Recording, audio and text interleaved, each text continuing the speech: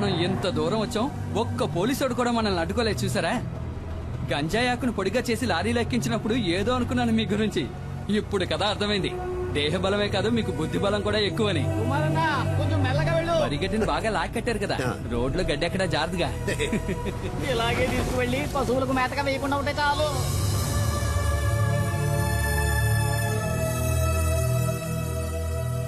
డబ్బు విషయం ఏమైంది? అది మేస్త్రి, డాడీ గిరిజా గురించి కాస్త అర్థమయ్యేటట్టు చెప్పవయ్యా. దేఖో డాడీ, ఇవ్వాల్సిన డబ్బు ఇచ్చే తీరాలి. నువ్వేదో కష్టంలో ఉన్నావని ఖాదరాబాయ్ ఇన్నాళ్ళు ఓపిక పట్టాడు. ఇప్పుడు నువ్వు పెద్ద కోటీశ్వరునివైనావని ఊరంతా చెప్పుకుంటున్నారు. ఈ విషయం తెలిసిన ఖాదరాబాయ్ పాత బాకీ తీర్చమనంలో ఏం తప్పున్నది? బషీర్, వ్యాపారం నుంచి వీళ్ళు విడిపోయినప్పుడు ఈయన కాదరకు ఇవ్వాల్సిన డబ్బు ఎంత అనేది కాదరకు మాత్రమే తెలిసిన లెక్క. ఇంకెప్పుడు ఆ డబ్బు వసూలు కోసమని ఇక్కడికి రాకండి, సరేనా? ఇదే గనక మీ నిర్ణయం అయితే చాలా పెద్ద గొడవలు అయిపోతాయి. ఖాదర్ బాయ్ తో గనక పెట్టుకున్నారనుకోండి, నీకు తెలుసుగా ఎలాంటి వాడో. రంగంలోకి దిగినాక ఏం చేస్తాడో ఎవరికి తెలియదు.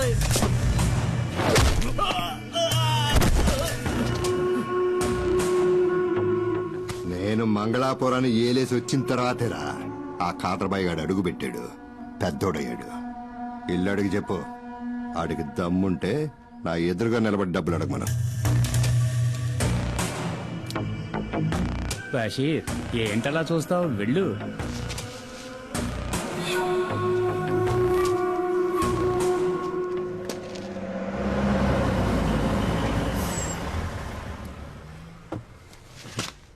రాన్నా. డాడీ, ఈయనే కుమార్. సరుకు లారీలో ఉంది. ఈయన వాళ్ళ ఊళ్ళో ఉండలేని పరిస్థితి, అందుకని నేనే కుటుంబంతో సహా ఇక్కడికి తీసుకొచ్చాను. ఆ, తప్పుగా అనుకోకన్నా, ఆయన స్వభావమే అంత. మేస్త్రి, కుమార్ అన్న ఫ్యామిలీతో మన అవుట్ హౌస్ లో ఉంటారు, సరేనా? భద్రా, ఇల్లు త్వరగా శుభ్రం చేయి. అలాగే సార్. అన్నా, ఇదే మీరు ఉండబోయే కొత్త ఇల్లు. ఇదా? ఈ ఇల్లా? ఇది మాకు సరిపడదు. మాలాంటి వాళ్ళు ఉండడానికి ఏదైనా చిన్నిల్లు ఉంటే చూడు. అది సరే, ఇంకేదో అనుకున్నాను. 2 రోజులుంటే అంతా అలవాటు అయిపోతుందన్నా, తర్వాత దీన్ని వదిలిపెట్టి వెళ్ళలేరు. నువ్వు ఇంకా బతికే ఉన్నావా?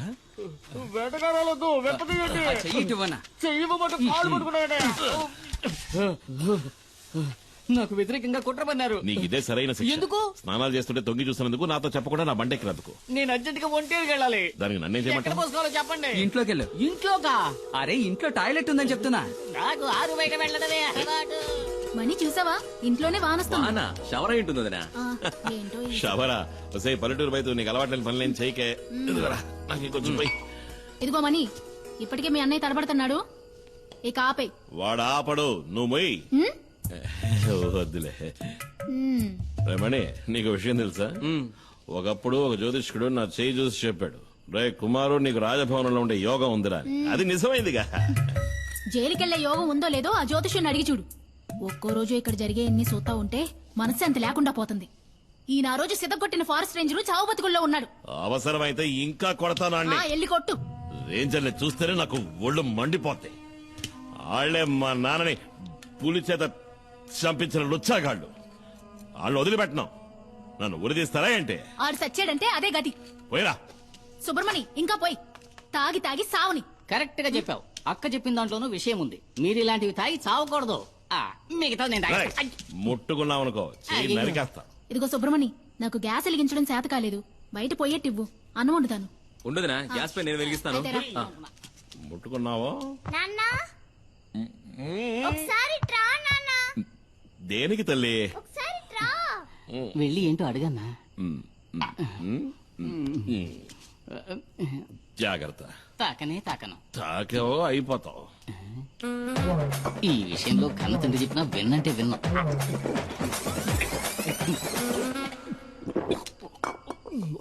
ఏంటి తల్లి? ఇది చూసావా?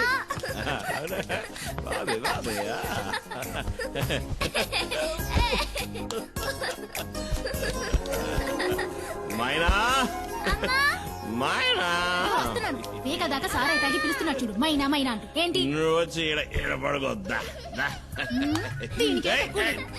మూసుకుని పడుకో. పడుకోమన్నానా? ఇదిగో, నువ్వు రా. పద, వెళ్దాం. నువ్వు పడుకోవా కొట్టేననుకో. నువ్వు ఏయ్, పడుకోవా నువ్వు రావే. సరే, పడుకో. నిద్రపోమని చెప్పానా?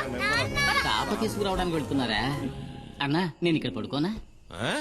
అదే నేను ఇక్కడ పడుకుంటాను మీరు మీ కుటుంబంతో సహా బయట పడుకోవచ్చు కదా అని. ఏంట్రా?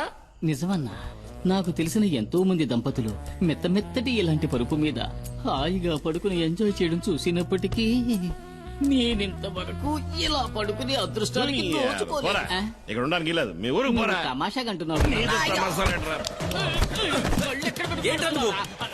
రేయ్, మళ్ళీ నువ్వు నా కండ పడ్డావా చంపేస్తాను నిన్ను అనయ్య అనయ్య ఆ? వాడిని ఇక్కడి నుంచి పంపించేస్తే మనం ఇక్కడ ఉన్న విషయం పోలీసులకు చెప్పేస్తాడు కదా. అయ్యో అదొకటి ఉంది కదా రేయ్, రేయ్, ఆగు అక్కడే ఆగు ఈ రాత్రికి వదిలే అన్నా రేపు తెల్లారుజామున వెళ్ళిపోతాను పోనీ ఎల్లుండి ఆ? ఆవలెల్లుండి ఏయ్, మర్యాదగా చెప్తున్నా నేను మర్యాదగానే వెళ్తా ఉండమన్నాను కదా అని ఎదవేసారు వేసావనుకో అంతే సంగతి గుత్తి గులాబ్ జామ్ అయిపో లేదన్నా మన ఊరి పోలేరమ్మ మీద ఒట్టు ఎవరు స్నానం చేస్తున్నా నేను తొంగి చూడను నేను అసలు స్నానం చేయను ఒకవేళ చూస్తే నీ తల పగిలిపోద్ది. అబ్బా. కుమారన్న ఒక చిన్న ప్రాబ్లం. ఏంటి లారీలో ఉన్న సరుకు ఎలాగైనా ఈ రోజు రాత్రికే ఫార్మసీకి చేర్చాలి. ఫార్మసీ అది ఎక్కడ ఉంది ఇక్కడ నుంచి 3-4 గంటల ప్రయాణం ఉంటుంది. త్వరగా వచ్చి బండి తీయనా? అయ్యయ్యో నేను ఇప్పుడు బండి తీయలేను అదేంటి? కొద్దిగా వేసుకున్నా మందు కొట్టి నడిపితే నెమల వాహనానికి కోపం వస్తుంది ఇంతకుముందు 2 సార్లు అట్లా జరిగింది కూడా మనం రేపు ఉదయం అయ్యో కుమార్ అన్న అది మంచిది కాదు రాత్రిలో లోడ్ దించేయాలి పొగలైతే చాలా రిస్క్ అవుతుంది అన్న. ఇబ్బంది పెట్టకండి సరే పర్వాలేదన్నా, లారీ తాళాలివ్వండి, నేను తీసుకెళ్తాను. అయ్యో. అయ్యో. వద్దు అన్నా తెల్లారలోపు నీ లారీ ఇక్కడ ఉంటుంది, వేరే దారి లేదన్నా, ప్లీజ్ అన్నా. నా నెమల వాహనాన్ని ఇంతవరకు ఎవరికి ఇవ్వలేదు ఇవి తాళాలు కావు నా ప్రాణం ఆ? జాగ్రత్తగా నడుపుతాను. జాగ్రత్తగా Thanks అన్న. పడుకో, ఆ? వస్తాను. అదే బాబా తమ్ముడు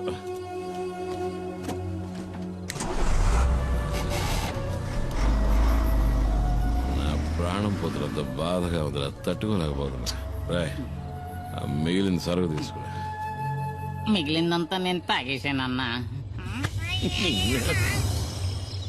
మనసా కవించకే నన్నిలా. ఏంటి తెల్లారగానే స్నానం చేసి అలవాట్లేదా చేయడం నాకు తెలుసులే. చేసేటప్పుడు చెప్పు మన ఉద్యోగం అందరికి సాయం చేయడమే. నీ సాయం కావాల్సినప్పుడు చెప్పి పంపిస్తాలే. ఓ రైసులు చూద్దాం జానికే కదా నీ పేరు కాదు సుమతి. ఏం కావాలి నీకు? అదే మామూలుగా ఇంటి పనులు చేసేవాళ్ళ పేరు జానికనే ఉంటది. వెళ్తావా చీపురు కట్టి తిరిగేయాలా? రేయ్, ఏంట్రా తనతో ఏం లేదన్నా తను నాకు గేలం వేయాలని చూస్తుంది. ఏంటి? తను నాకు గేలం వేయాలని చూస్తుంది అంటున్నా. నేను చిక్కుతానా? నా లెవెల్ ఏమిటి ఆ పని మనిషి లెవెల్ ఏమిటి అన్నట్టు మర్చిపోయిన తను రాత్రి వెళ్ళిన బండి ఇంకా రాలేదేంట్రా ఇంకా రాలేదా? అవును. ఒకవేళ యాక్సిడెంట్ అయి బండి లోయలో పడి ఖాళీ బూడిదైపోయి ఉంటే రేయ్, నీ దరిద్ర పనులు డుబ్బును ఎదవ అలా జరుగుంటుందేమో అన్నానంతే. మనసా కవ్వించకి శశి శశి శశి. నెమలి వాహనం రాలేదు నా లారీ ఇంకా రాలేదని చెప్తున్నా లారీయే కదా వస్తుందిరే. అన్నా అతనంత కష్టపడుతుంటే వాళ్ళంతా సాయం చేయకుండా అలా చూస్తూ నుంచుంటారేంటి? మనం వెళ్ళి చేద్దామా? ఆయన దండేలు తీస్తున్నాడు రా ఏంటి కుమార్ పోటీకొస్తావా? వద్దు సార్ వాడతారు. ఈ విషయంలో అన్నను ఓడించే వాళ్ళు ఎవ్వరూ ఉండరు. అన్న పులి కదా. ఊర్మీరా నాకేదైనా ఓ పని ఇప్పించండి సార్ నేనేమీ చేయకుండా ఊరికే తిని నాకు కూర్చోను కూడా ఊరికే ఉండడం ఇష్టం ఉండదు. అయితే నేను ఇక్కడ ఉన్న బళ్ళని కడిగేస్తాను కొంచెం ఆలోచించేయన్నా. పరా అయితే నువ్వు వెళ్ళి ధైర్యంగా కడిగానా మురికి ఎక్కడ ఉందో నేను చూపిస్తాను. గుద్దినట్టే వెళ్ళి 2 బకెట్లు నీళ్ళు తీసుకురా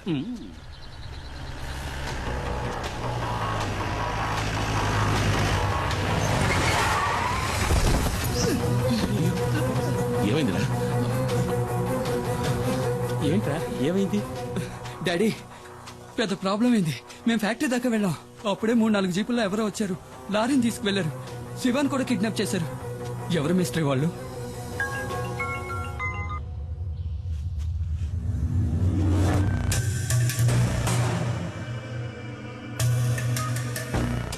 తీసుకెళ్ళింది కాదురా డిమాండ్ 1.5 అడిగింది ఇచ్చేద్దాం. అబ్బాయి ప్రాణాలతో చెలగాటం వద్దు. మనకు అబ్బాయే కదా ముఖ్యం. వాళ్ళకి లారీలో గంజాయి ఉన్న విషయం తెలియదు. అది తెలియకముందే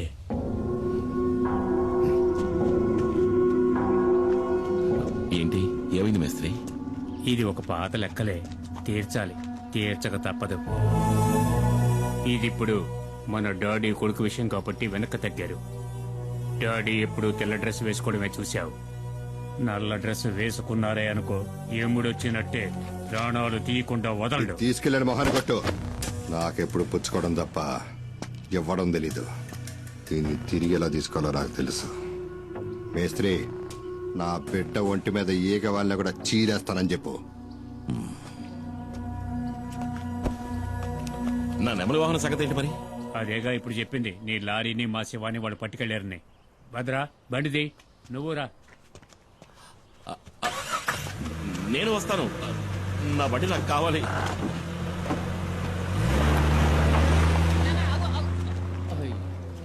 ఇక ఇక్కడున్న బళ్ళన్నీ నేనే కడగాలనుకుంటా.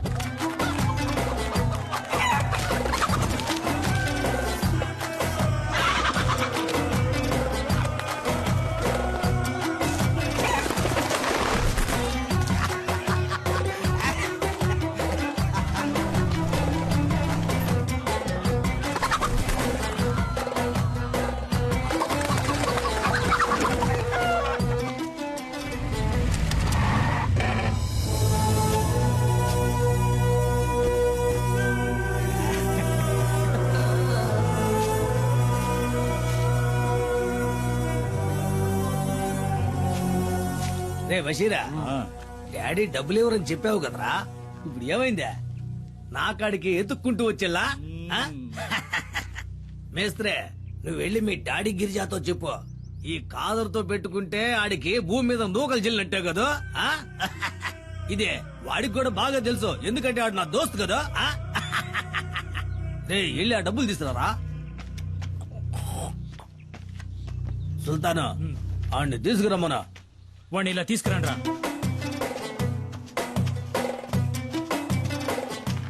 వాడు కట్లు పండురా. పోరా పో. ఈయన్ని చంపేద్దాం అనుకున్నా, పాత దోస్తు కొడుకని వదిలేశా. నీకెళ్ళండి. ఎవడి బండిలో తాళం లేదు? ఉండదయ్యా, తాళం బండిలో ఉండదు, ఎందుకంటే తాళం నా జేబులో కదా ఉందే. అది నాకు ఇచ్చేస్తే. ఈయన దీన్ని ఈయన కదా. మీ డాడీ మా బషీర్ని గుండెల మీద తన్నట్టు కదా, నాకు తలవంపులైపోలా, అందుకే ఆ లారీని జమేసుకున్నాలే. అయ్యో, అంత మాట అనకండి. ఈ లారీ నాది.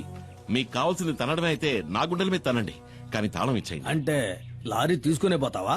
మరి తప్పదుగా, నా లారీ నాకు కావాలి.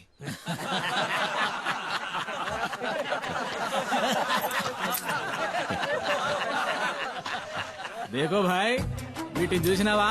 1వ నెంబర్ 7వ సంధిని బాగా కొవ్వెక్కి బలిసి ఉన్నాయి. వీటిని గనక నీ మీదకి ఉసుగొల్పినాను అనుకో, నీ గుండెల్ని సీల్సి శాండాడతాయి. వెళ్ళిపోయి నుంచి.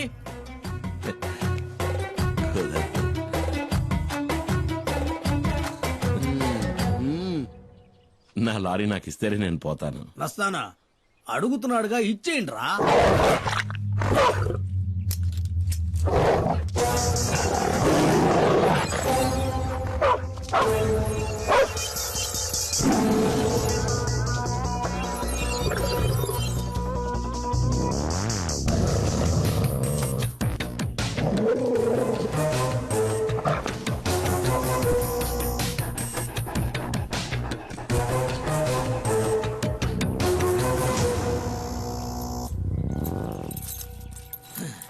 ఏంద్రా చూస్తా నిలబడ్డారో, ఏసేయండి.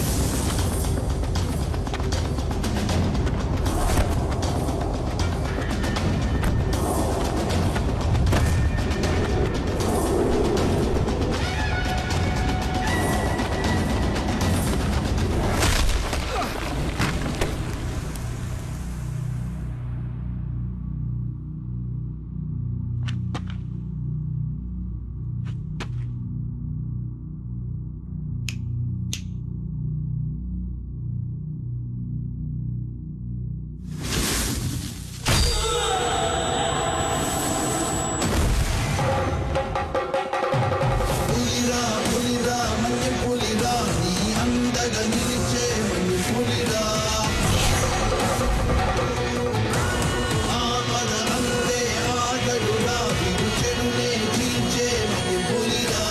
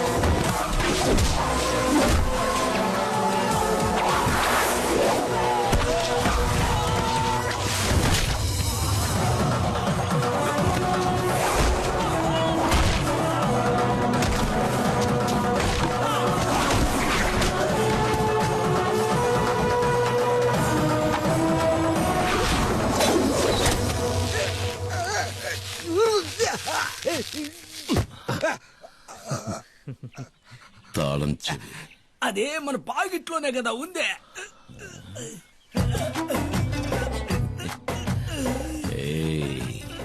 పిసికైనా మన ఐదో నిక్క ఇప్పుడే కదా జరిగిందే.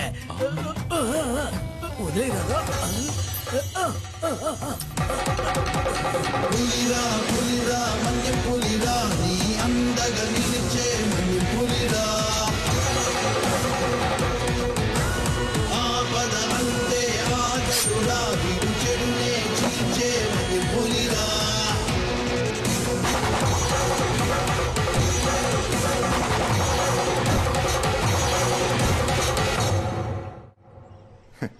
నేను అసలు ఊహించలేదు. నా గౌరవాన్ని కాపాడా. కుమార్ వీరుడు రాను. డాడీ ఒకరి భుజం మీద చెయ్యి వేసుకుని మెచ్చుకుంటే అది చరిత్ర తెలుసా నీకు? క్షమించాలి, నాకు ఈ చరిత్ర అంటే ఏంటో తెలీదు. అన్నట్టు చరిత్ర అంటే కమల్ హాసన్ మరో చరిత్ర. నీకేం కావాలి? ఏం కావాలన్నా సరే అడుగు. ఆ దేవుడే వరమిస్తున్నాడు అనుకుని కోరుకో కుమార్, కోరుకో. నేను అడగచ్చా? ఈ ఇంటిని నా పేరు రాయించమని అడుగుతాను. ఒకవేళ ఇస్తే అమ్మేసి డబ్బు చేసుకోవచ్చు కదా. అరే అడుగు కుమార్ అన్న. అడిగైనా అడుగు. అడుగుతున్నా, అడిగేయచ్చు కదా. అడుగన్నా. నా తమ్ముడు మణికి ఏదైనా ఉద్యోగం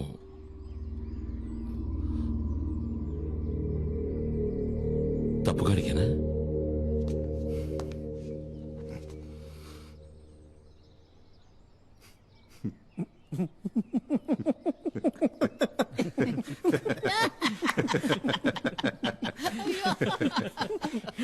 నీ తమ్ముని రేపే వచ్చి నా ఫార్మస్యూటికల్ కంపెనీలో జాయిన్ అవ్వమని చెప్పు. నిజమా? నెలకి అతనికి 40,000 రూపాయలు జీతం. ఏంటి చాలా?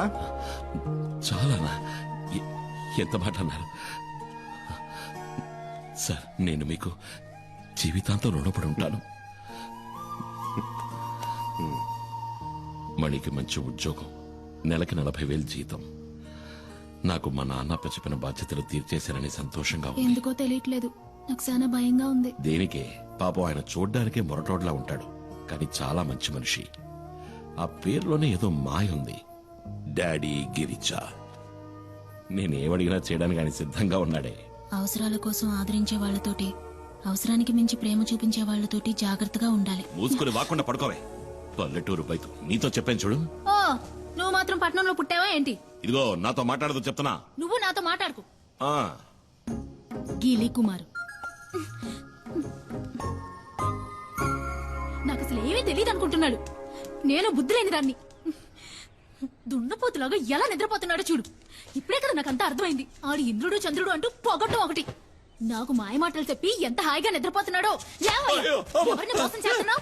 కొడతావంటే ఈ ఊళ్ళోకి రావడానికి దానింటి పక్కనే ఇల్లు చూడ్డానికి నువ్వెంతగానో కష్టపడ్డావు కదా ఆ, ఆ, ఆ, ఏంటే ఏంటా నిన్ను మైనా మైనా అంటూ సరసాలా ఏంటి విషయం ఏమో నాకేం అర్థం కావట్లేదు తల్లి మీ అమ్మకి నటు చూసారట్టుంది పద వీళ్ళేంటో చూద్దాం నేను అమాయకురాలని చెప్పి మోసం ఏంటే చేస్తాను పొద్దున్న ఈ గొడవ ఏం జరిగిందిరా సరే గాని నాకు మంచి టీ ఇవ్వు.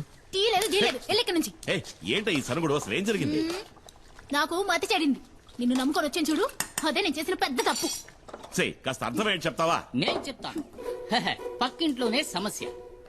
నిన్న రాత్రి ఆ ఇంటి బాత్రూమ్ లో అనుకోకుండా నేను ఒక వెలుగును చూశాను. ఆ సమయంలో బాత్రూమ్ లో లైట్ ఎందుకు వెలగాలి? కరెంటు ఊరికి వస్తుందా ఏంటి? అది చూడగానే నాలో ఇంట్రెస్ట్ పెరిగింది. అసలు మ్యాటర్ ఏంటని నేను చాటుగా ఉండి చూశాను.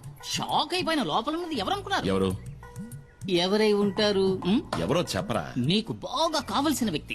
అంటే అంటే ఏముంది, నీకు బాగా బాగా కావలసిన ముఖ్యమైన వ్యక్తి. ఎవరో చెప్పి చావరా ఎవరో చూపిస్తే మీరు నా బుగ్గ మీద ముద్దెట్టుకుంటారు. రండి చూపిస్తా. నువ్వు రావదనా? నువ్వు తనని చూసావంటే నువ్వు వదిన కలిసే నాకు ముద్దిస్తారు. అంత సంతోషం వేస్తుంది. అదిగో చూడు. జూ- జూ- జూ- జూ- జూలీ. జోజోలీ కాదు, జూలీ.